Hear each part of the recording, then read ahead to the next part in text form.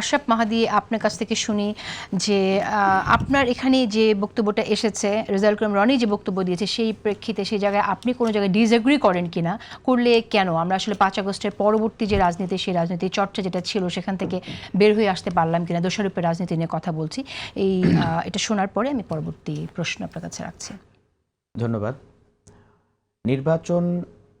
নির্বাচনকে সামনে রেখে আমাদের যে পরিবেশ প্রয়োজন সেটা নিয়ে তো আমাদের মধ্যে প্রশ্নটা আসলে 5ই আগস্টের পর থেকেই বিভিন্ন পরিসরে উঠেছে। এবং এটা কেন উঠেছে আপনি দেখবেন, আমরা আমাদের জাতীয় নাগরিক পার্টি গঠনেরও আগে যখন আমরা জাতীয় নাগরিক কমিটি রূপে ছিলাম, একটা প্ল্যাটফর্ম ছিল, তখন আমরা কিন্তু নির্বাচন কমিশন যখন সেই পুরনো আইনে পুরনো কাঠামোতেই তাদের কার্যক্রম শুরু করলো সেটা নিয়ে কিন্তু আমরা আপত্তি জানিয়েছি। আমরা সংবাদ সম্মেলন করে সেটাতে আমাদের নোট অফ ডিসেন্ট জানিয়ে রেখেছিলাম।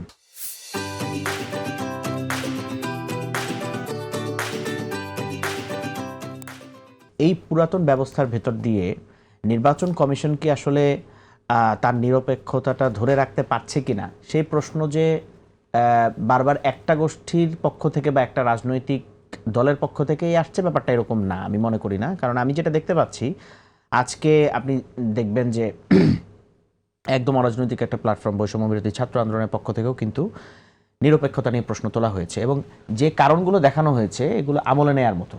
প্রথম যে কারণটা যেটা কয়েকদিন ধরেই বেশ আলোচনা হচ্ছে যে আমরা ঋণ খেলাপি এবং দ্বৈত নাগরিকত্ব যারা নিয়ে রেখেছেন তাদেরকে কি আমরা নির্বাচনে বৈধ হিসাবে দেখতে পাবো কিনা, এটা সংবিধানের সাথে সরাসরি সাংঘর্ষিক।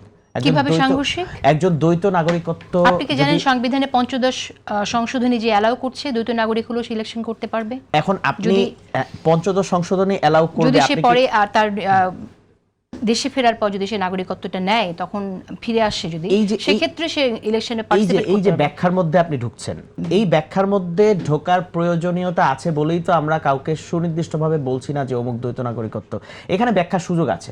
এখন এই যে প্রশ্নটা উঠলো, নির্বাচন কমিশনের এটা দায়িত্ব যে যারা দ্বৈত নাগরিকত্ব বহন করে তারা কেন সংবিধানের সাথে সাংঘর্ষিক কোনো কাজ করছে না সেটা পরিষ্কার করা। এবং এটা তো একমাত্র ইস্যু না, সাথে সাথে ঋণ খেলাপির বিষয়টাও তো আসছে এবং ঋণ খেলাপি হওয়ার কারণে অনেকের প্রার্থিতা বাতিল হচ্ছে।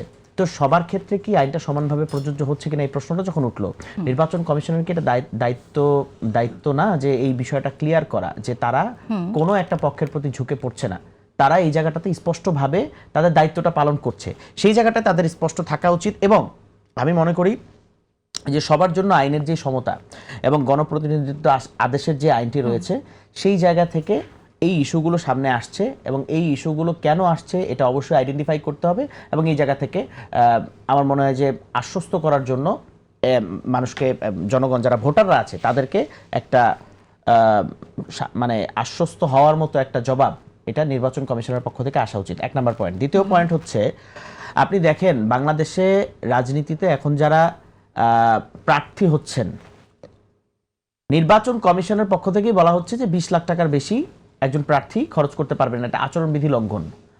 আমাদের নির্বাচন কমিশন কি দেখতে পাচ্ছে না যে এই যে কালো টাকা, পেশি শক্তির রাজনীতি, এই যে আচরণবিধি লঙ্ঘন কিভাবে হচ্ছে একদম দৃশ্যত? আমরা সম্প্রতি একটা ঘটনাই দেখলাম যে এখানে এটা কোনো দলের প্রশ্ন না, আমি বলবো যে এটা যারা পুরাতন রাজনীতিতে অভ্যস্ত হয়ে গেছেন তারা এই প্র্যাকটিসটা করছেন। আমি ছোট্ট করে এই কথাটা শেষ করি।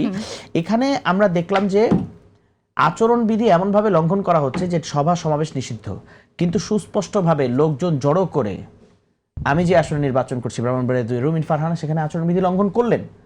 উনি পেশি শক্তির প্রদর্শন করছেন, উনি কালো টাকার মাধ্যমে যেইভাবে টাকা পয়সা দিয়ে লোক এনে যেই শোডাউনটা উনি দিচ্ছেন, আচ্ছা এইটা হয়তো আপনি জবাব দিয়ে দিবে, তার পক্ষ থেকে হয়তো কেউ উত্তরটা দিয়ে দিবে যে টাকা দিয়ে লোক আনা হচ্ছে না, কিন্তু এই যে লোক সমাগম করা হচ্ছে, এই যে এত বড় বড় সমাবেশ করা হচ্ছে, এটার বিরুদ্ধে কি নির্বাচন কমিশন এখন পর্যন্ত কোনো ব্যবস্থা নিয়েছে? এবং এটা তো তার একার ক্ষেত্রে না, এরকম অনেকের ক্ষেত্রে আমরা দেখতে পাচ্ছি যে এই ধরনের শোডাউন, মানে অমুকের জন্য দোয়া মাহফিল, কিন্তু এখানে আমরা একটি- অবশ্যই বেগম খালেদা জিয়াকে আমাদের জাতীয় নেত্রী মনে করি এবং তিনি দলমতের, এটা আমি এই শোতে আগেও বেশ কয়েকবার বলেছি। কিন্তু আচ্ছা, ওই দোয়ার মাহফিলে বসে রাজনৈতিক বক্তব্য এবং ভোট চাওয়া, এইটা কি নির্বাচন আচরণবিধির লঙ্ঘন না? সেটা কারা বেশি করছে? সেটা কারা করছে এটা তো দিবালোকের নাই স্পষ্ট। মানে আমি তো এখানে সুনির্দিষ্টভাবে কোনো দলের নাম বললে এখন সেটা কি তাদের সেন্ট্রাল নির্দেশনা কিনা, দেখেন এখানে অনেকগুলো বিষয় আছে। এই যে না ভোটের ক্যাম্পেইন যে তৃণমূলে হচ্ছে, না ভোটের ক্যাম্পেইন কি বিএনপির হাইকমান্ড থেকে কেউ না ভোটের ক্যাম্পেইন করতে তৃণমূলে বলে দিয়েছে? অথচ আমরা যখন হ্যাঁ ভোটের পক্ষে ক্যাম্পেইন করছি আমাদের বাজারগুলোতে, আমাদের নির্বাচনী এলাকায়, তখন একই দলের জোটের প্রার্থী তাদের পেছনে যারা কাজ আচ্ছা, করছে তারা না ভোটের ক্যাম্পেইন আমরা করছে। প্রসঙ্গে থাকি, তাহলে আলোচনার সুবিধার জন্য আমরা প্রসঙ্গে থাকি।